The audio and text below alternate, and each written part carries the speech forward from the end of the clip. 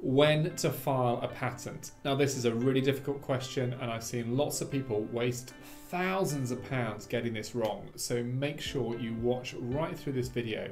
At the end, I'm going to share 5 different examples that you can learn from, and it will help you to take the right decision for you and your idea about when to file your patent.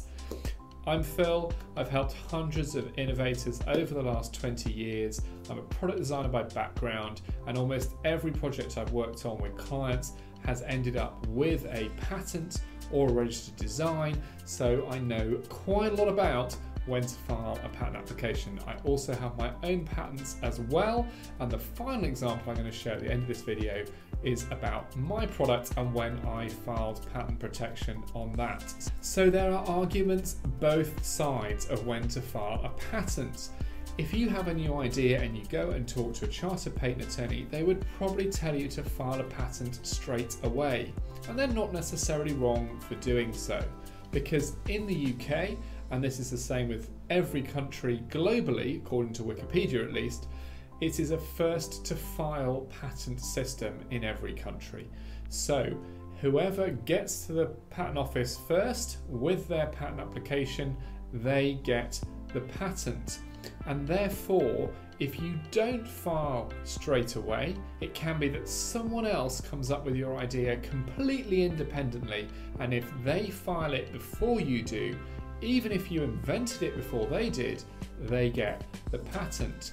And so that is definitely worth kind of thinking about, and that is the reason why a lot of people would say, get on with your patent, get it filed, get your flag in the sand, and then at least you know that as long as no one else has come up with it before you, that patent application around that new idea will belong to you. So what's the main argument against that? Well, one of the main arguments against it is that as soon as you file your UK patent application, the clock starts ticking on the next stage. And the next stage for most people is filing what's called a PCT application. And that basically widens their application out to 147 countries globally. But you have to take the decision to file that within 12 months of filing your first patent application. And the problem is a PCT application can be anything from about kind of £3,500 to £7,000 depending on the attorney that you use and how complex your idea is. And most people want to push that decision and that bill as far along the line of development and launch of their product as possible. You see, the thing is, if you can launch your product and start making some revenue from it, then that revenue can pay that PCT application bill rather than it just being more investment for you. And even once that bill's paid, there's then another decision 2 or 3 years further down the line about which countries internationally you want to ratify your patent in, and you might have to pay translation costs and everything else, and that bill can ramp up to tens of thousands of pounds. And again, most people want to push that as far down the line as possible, get as much time in between where they can make some money from their idea in order to cover those costs. So that's the main reason to leave it as long as possible. And indeed, a lot of the clients that we work with, they'll file their patent application a couple of weeks before they go and see a big company and try and get a license deal, or they exhibit it at a show for the first time, or that they launch their crowdfunding campaign, and they will literally leave it up until the absolute last minute, and then they will file it. And for some of those people, it works really well, because that then means that they can get into production, they can start selling some product, they can get some money in, and then that money goes towards the PCT application, and it's not just more investment for them. Now, I make videos like this to help people like you to learn more about the process of developing and protecting and manufacturing a new idea. But this channel only works if people like and subscribe and put a comment in the box below. So please do that. In fact, if you've got any questions, put them in the comments. I reply personally to any questions to help you on your journey and learning more about this process. So what are the other arguments around when to file a patent? Well, the other main issue with filing a patent early is that inevitably you haven't developed the idea very much. So it could be that you go to an attorney, you file your patent, and then you come to someone like my company who does product development, and your product designer then works with you, you do some market research maybe, you change the design, it evolves in terms of the mechanisms because the product designer has a new idea for a more cost-effective mechanism or whatever it is, and then your product actually changes to a point where your initial patent application no longer covers the product you want to launch. And at that stage, you can't just change it all and you end up having to file a new patent application, and effectively you're therefore paying twice. Now do check out the description below, because in the description below there's links to more content, to other videos that I've done that talk about different types of intellectual property protection and about the patent process as a whole. So do check those out. There's even links to an ebook in there and a few digital courses that I've launched that you might want to enroll on, because they could be really helpful in terms of completing your knowledge of the idea development process.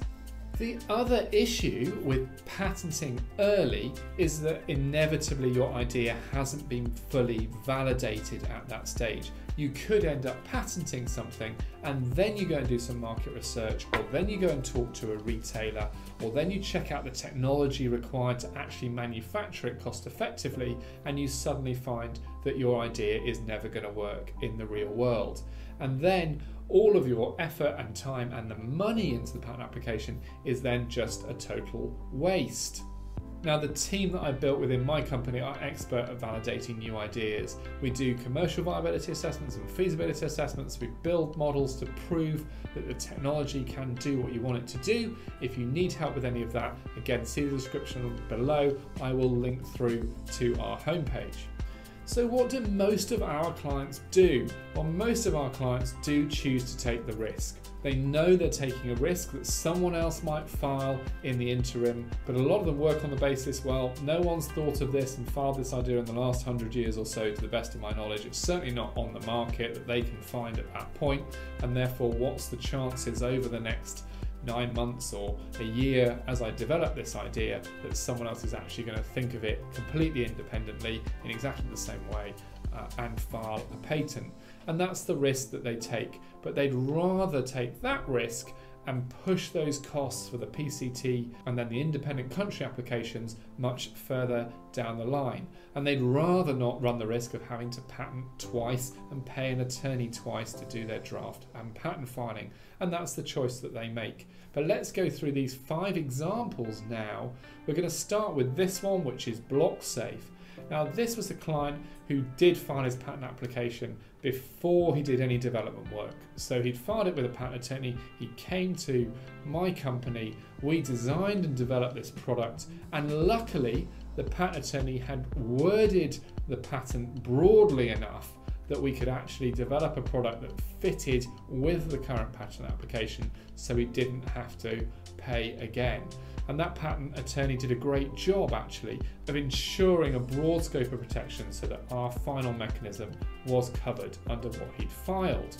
Now, the next example is of a scooter. It had a novel steering system. I haven't got any photos to show you of this one, unfortunately, but this client unfortunately chose not to file initially.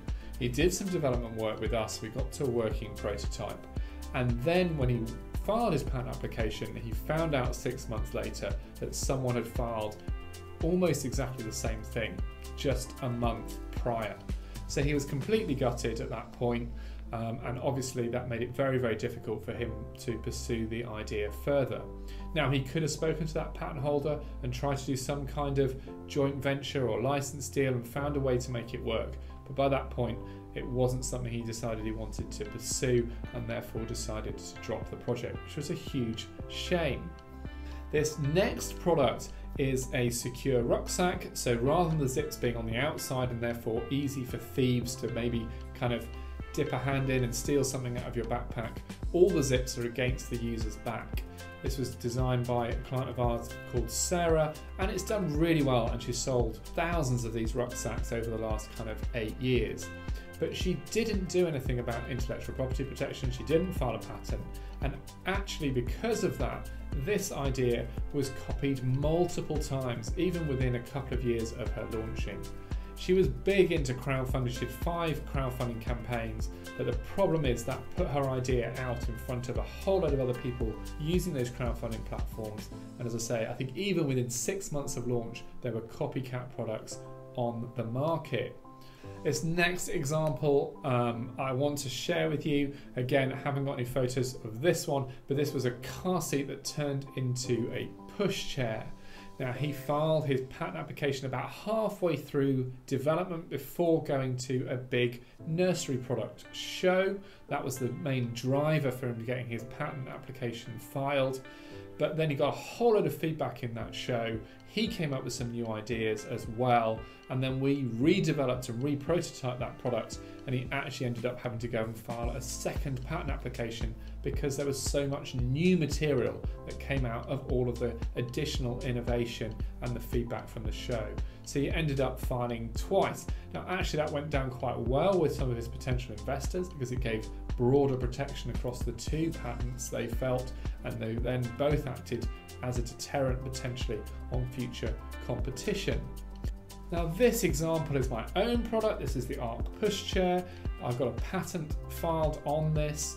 It has 5 independent claims on various different things. We've also gone through the PCT process, and that is filed as well. Now, we basically kept it all under wraps, and we only filed the patent about 12 months after we started development. So we had manufacturing samples and we launched it at a big international nursery show, and we filed our patent just before that. Now, that was a risk that we took.